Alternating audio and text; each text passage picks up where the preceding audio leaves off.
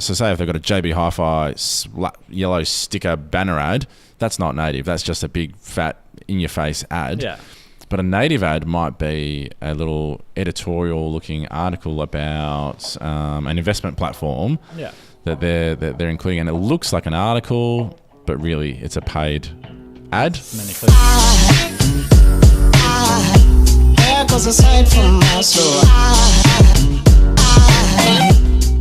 Welcome to the Digital Marketing Wingman Podcast, the podcast where we bring you helpful tips and advice on websites, Google, and social media.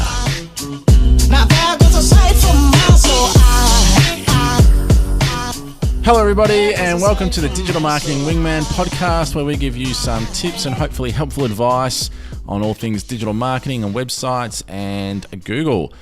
This week I've got Nicholas Katzenberis with me again. Howdy all. And today we're going to continue the last week's podcast, which went very quick this week because it seems like that was yesterday, but we broke down some marketing terms. So we were basically defining some phrases or acronyms that you might have heard in the marketing world or business world, and giving you some examples of how they are used.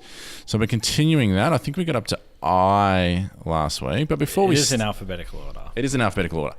So before we get started though, anything exciting or anything happening in your world, Nick, marketing-wise? Google are rolling out a new discovery ad format. So there's a whole bunch of different new ad formats that will be coming out shortly. Like when you search in Gmail, it'll come up with promoted ads and sponsored ads. Mm-hmm. And they're bringing out carousel ads in Google search as well, like what we have in Facebook. Okay. And a whole range of other ad formats. They're obviously losing money to Facebook and other social media advertising platforms.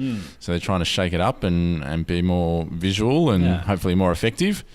I mean, the plain old search ads still work. Yeah, but surely these new sort of more rich media formats will be, especially on mobile. Yeah, and it depends on what the intent is of these ads too. So if it's for something like a shopping experience or food or something like that, they're going to be really effective. So interesting to see how that plays out. Hopefully we'll get to experiment with that a little bit with some of our clients. I heard on the grapevine that MailChimp, they announced this week that they're going to basically ramp up their offering. So they've always been a great email platform, and they've dabbled in sort of additional features for marketing or landing pages and social all kinds media ads and things like that. All sorts of integrations, but they're really trying to ramp it up and release a full suite marketing product, I guess, to rival the likes of HubSpot. So it'll be interesting to see how that evolves, because it's already a dominant platform in email and lots of people integrate with MailChimp. And it's probably a cheaper entry point to something like HubSpot as well. Well, we don't know yet. We don't know what the pricing of this new thing will be, but if they can suddenly do everything, I wonder how much market share they can grab. Yeah. So that'll be interesting to see how that plays out. All right, so let's get stuck into it. So we were up to, I think, the last phrase or thing that we used was infographic. Yep. So let's start off with keyword. Yes. So a keyword obviously is used in terms of search engine optimization or even in Google Ads. Now a keyword, I like the word keyword phrase, because a keyword just infers one, but it's really a phrase. Yeah. Not many people search a single word anymore. They're usually saying things like how to do or where is this or best. Yeah, best plumber at Geelong. Yeah, things like that. Search plumber. So think in terms of more keyword phrases, but these are the topics that people are searching for to find what they need, really. Yeah. And nowadays, a good tactic, good strategy that we use is to actually target user problems. So they're usually longer phrases than you might think. People are typing in. They're also using voice search. Yep. And voice search in particular, people are they're adding more words. They're much longer searches. So when you're identifying keywords, think of phrases that people are more likely to say. They're getting more and more conversational. Okay, next one up off the rank is a landing page. Nick, what's a landing page? A landing page would be a page on your website that would contain a form 99% of the times, which is a page that someone might land on from a social media post or straight from Google Ads or something like that. Yep, social media paid campaign maybe. Yeah, and it's usually laid out a little differently and would go into more details on a specific service or product. And it's probably the start of the funnel to get them to inquire about what they're searching for. Yeah, it could even be a direct sale landing page. That might not be a marketing funnel at all. It might just be a one-step, here's the product and just buy it straight away. Yeah. They're usually the best landing pages, go through the benefits, the features, and it's really salesy. You can tell they look different, don't they? Yeah, the really good ones, they look They've different. got testimonials, yeah. And usually distraction free, so they take away the navigation, so that the only thing you can do on that page is buy now. Is scroll through and do what they want you to do. Yeah. They don't want you browsing off to other areas. So you can have lots of landing pages on your website. You could have your main website, which people navigate through, but then you could have you could have as many landing pages as you want, but they don't actually have to be part of your main website. No. They're only found when you push people to those pages via social media, paid advertising, things like that. They're usually single purpose pages, so they don't need to be linked to. Okay, so next one up is a lead. Now a lead, we track leads for a lot of clients for their marketing campaigns. A lead is someone who just is interested in buying. They haven't actually bought anything from you yet. So if you think about a journey, you've got visitors to your sites. Anyone who shows interest by maybe filling out an inquiry form, giving you a call, signing up for a free ebook, joining your mailing list, they could be considered a lead. And then when they actually take the action that you want them to, like purchasing something, becoming a member, that's when they become a customer. So that's what a lead is. And we sort of calculate sometimes a cost per lead or a lead acquisition rate. But yeah, the more leads I guess you have, the more customers you can potentially get. Which leads on to our next term, which is lead nurturing. Now, that's the process of getting them from a lead to a customer. And that could be something very simple, like sending them an email with an offer, but it could be an entire campaign that lasts for months. Yeah, an automated flow of 20 or 30 emails. Exactly. It could be, if I think about Pixeled, I've met clients before, they've inquired, and then for 12 months, they've engaged with our content and then decided to get a website 12 months later. So you could argue that every single piece of content that they interacted with was lead nurturing. So publishing blogs, publishing on social media, publishing this podcast, that's all forms of lead nurturing because I'm trying to build that connection, that relationship with people interested in my business. The next one is life cycle stages. Now that's another sort of marketing when you're breaking down the stages of the buyer journey. Traditionally, people talk about three main stages: the awareness, evaluation, and purchasing stage. So very much the awareness is the broader, going on last week, the top of the funnel kind of stuff, when you're just trying to get as many eyes as possible on your business, on your marketing. The evaluation phase is perhaps where you're hopefully trying to get leads. You're trying to get a little bit of information out of them. And then the purchasing phase is when you're actually converting them as customers. And then there's a whole lot more you can go into beyond that. Trying to retain them as customers is another stage as well, I think. Leading on, lifetime value. So lifetime value is a tricky one sometimes when we're thinking about Google Ads. We always think about the immediate. How much did that ad cost me, and how much did they spend?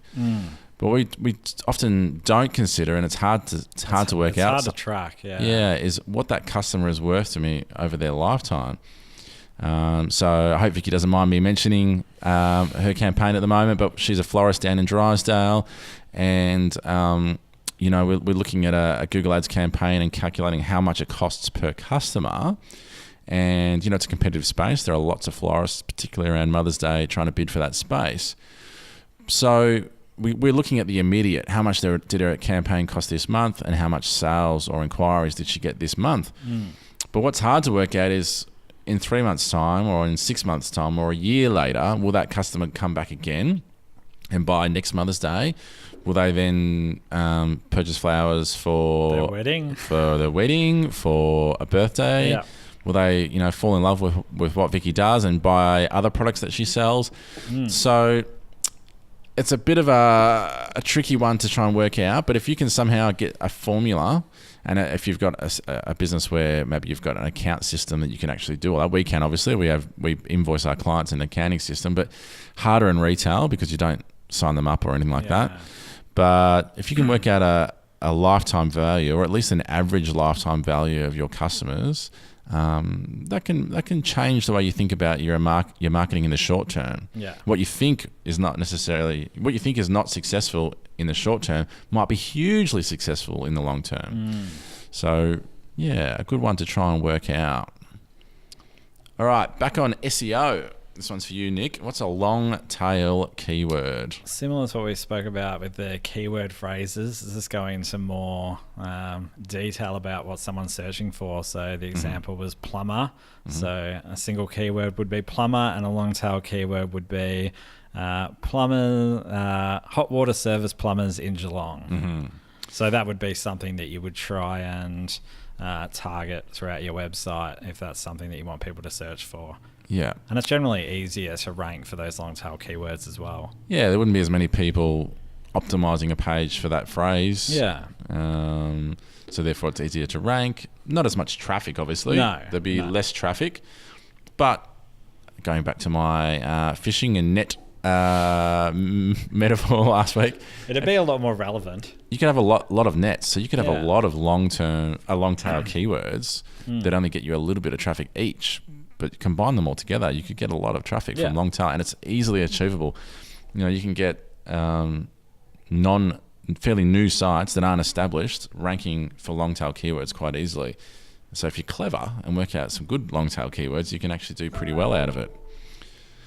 Okay, marketing automation. Now, marketing automation, I've been experimenting with over the last few years. It's just a way of making steps, systemizing your marketing processes. And I think it starts usually with emails, so that you're spending less time doing manual work, which has human error, and you always run out of time or forget to do things or follow up. Marketing automation takes all of that out and allows you to, well, for me personally, it allows me to engage with the leads or the prospects that are really interested in doing business with me, and I don't waste any time on people that are just sort of lurking around, nosing about, researching, but not quite ready to buy. And so I put them through an automation process that encourages them to eventually, when they are ready, get in contact with me, book a meeting, and it might be in a few days, it might be a few weeks, it might be months and months later. So that's what marketing automation, I guess, does, and that's the benefit to the business, is it saves you time. Yeah, and probably good for e-commerce as well. So you could automate return customer Absolutely. emails. There's so much you can do in e-commerce. Yeah. So what are some of the e-commerce tricks? Abandoned carts? Abandoned cart email flows. You could offer discounts to people that have purchased previously. You could send automated emails with related products that's similar to what they have. Definitely, yeah.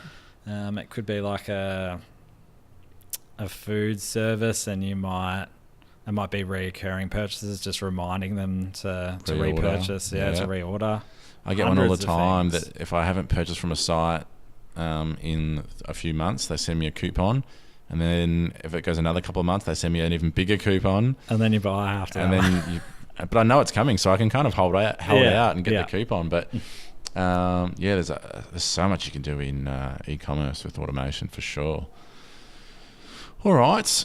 This is right up your alley. What's a microsite? A microsite is probably a cross between landing page and your normal website. Agreed. So it might be something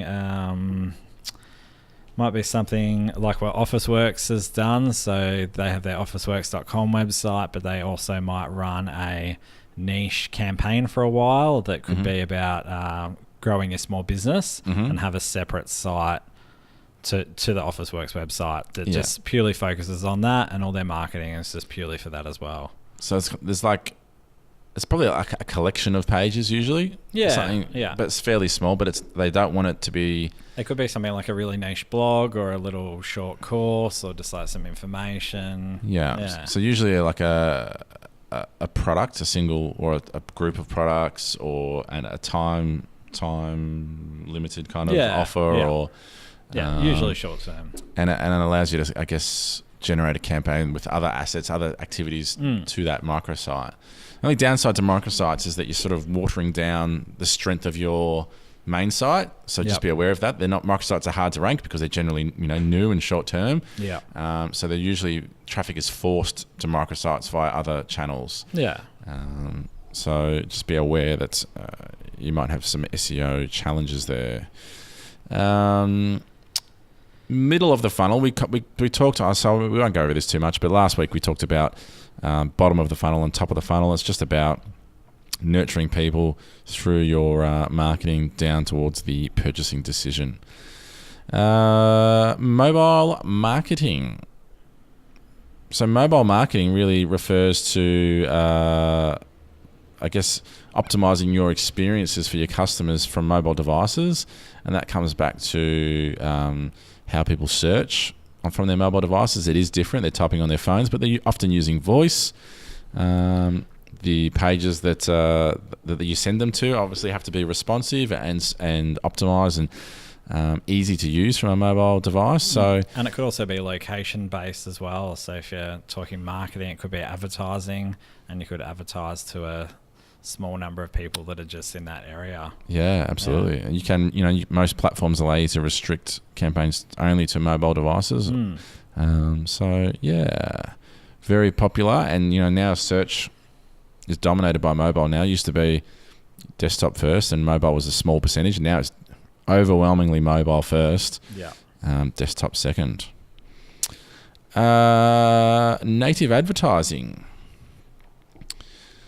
So native advertising is talking about content that advertising that looks organic. So if you're browsing on the, let's say, the Financial Review website. It's usually news websites that do it. Yeah, they might have so say if they've got a JB Hi-Fi yellow sticker banner ad, that's not native. That's just a big, fat, in-your-face ad.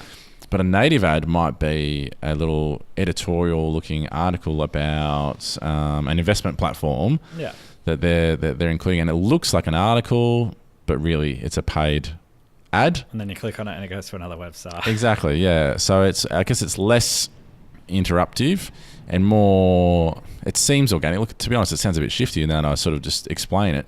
Well, it does say sponsored, but it's in really small font. Yeah. So they have to write sponsored or promoted, but it's meant to look more organic and part of... And natural. Part of the platform. Okay. This one's for you for sure. Nofollow link. Yes, so you could have a page on your website that you don't want Google or other search engines to follow. Okay. And so part of SEO, one of the main ranking factors is getting lots of links to your website. That tells Google that your site's really important. But it could be something like we spoke about before with the landing pages. You might not want Google to see those. And you don't want people to click on them unless it's through an ad. So then you could put a no-follow link on that page. Yeah, right. So no-follow links provide no link juice. No. So there's no SEO benefit to having lots of no-follow links. So a lot of places where a lot of people trying to get links from other websites, they sign up to all sorts of platforms to try and create their profiles. Just be aware that if the link that you create has a no-follow, it has limited benefit. There's definitely been some studies that say that no-follow, having a mix of follow links and no-follow links looks more natural to Google, and there is some benefit of having them. But at the end of the day, the main thrust of it is don't chase no-follow links if you're trying to do SEO. Limited benefit. On-page optimization. Yep.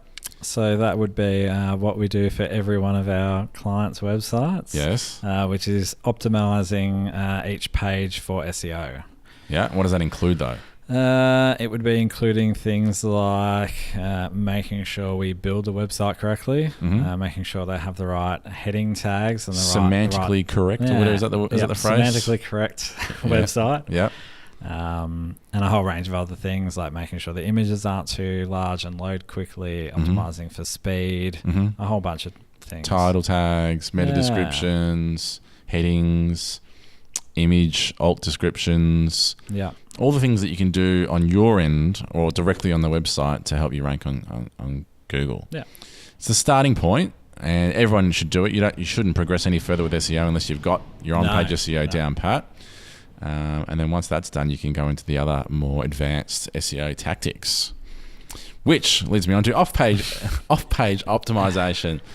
So off-page optimization are all the other signals that you're telling Google about to try and get your site to rank. So that's inbound links from other websites that don't have nofollow on them. It could be social media sharing of your articles on platforms like Facebook, LinkedIn, Twitter. It could even be how your results show in search, so meta descriptions, even though you set that on the page. How people... It could be the reviews as well that you have on Google. Absolutely. Yeah. So all the factors that are off your website are basically referred to as off-page optimization. Page view. Nice and simple. Yes. That's just the number of people that have viewed your website. Number of people that have viewed each page on your website. Yeah. So you might have people looking at 5, 6, 7, 10 pages on your site. That'd be 10 page views. So different to site users or visits. A visit is a individual person for a session, I guess. But a page view could be much higher. Pages. Yeah. And it's a good indication. I don't know if we've got this in our list, but pages per session. So if you're got multiple pages per session, as in people are diving in multiple steps through your website, that's a good sign. Yeah. If your pages per session are like 1 or 2, they're not really going very far on your website. So that's a good little stat to look at. PPC, or pay per click, is for paid advertising. And that's essentially just paying, literally as it sounds, paying for a click. So Google Ads, Facebook, all of these marketing platforms, there's usually some sort of automatic, or there's like a bidding auction system to bid for your ad placement. And if they tell you, and you've got to trust that they're doing this correctly, but they tell you the price that you're paying per click. So all of those platforms work off of that model, some sort of auction. And it's not just what people are willing to pay, it's also what these platforms deem is the most relevant for their users. So if I have an ad that I'm willing to pay $100 a click for, but it's completely irrelevant, and someone else I'm bidding on an irrelevant term, and someone has a really relevant ad and they're bidding $50, they're probably going to get the ad at the top. Google will determine what it thinks is what its users want still, not just for the dollar. So we're actually at a fair bit of time already. So I feel like our dictionary of marketing terms is actually going to span over 3 parts. But there is some goodies for next week, so make sure you check back in. Well, we're going to skip dictionary, I think, next week, because next week we've got scheduled in special guest, the podcast famous Corey Dodd from Elk Creative, very experienced podcaster these days. So we've got him coming in. We haven't determined a topic just yet, but he's a branding and web development and sort of business guru. So we'll think of some topics and let you know what's coming up with him, and we'll get back to the dictionary terms at some stage. Was speaking to a couple of people at the Chamber of Commerce last night, so I've got another 2 guests lined up there, and one of our new clients that's just getting into real estate there. So the guests are lining up for this podcast, which is good. So stay tuned. As always, you can find this podcast on our website, pixel.com.au. There'll be a video, and I'm looking at the cameras right now, and I don't think they've gone off this week. So I think we've got full podcast coverage of this one. Finally. And you'll get the actual podcast itself on Spotify and iTunes. And if you can, please, I'd really appreciate it if you could leave a review on iTunes. So anything else to add, Nick? All good. Talk to everybody next week. See ya. Have a good weekend. Bye.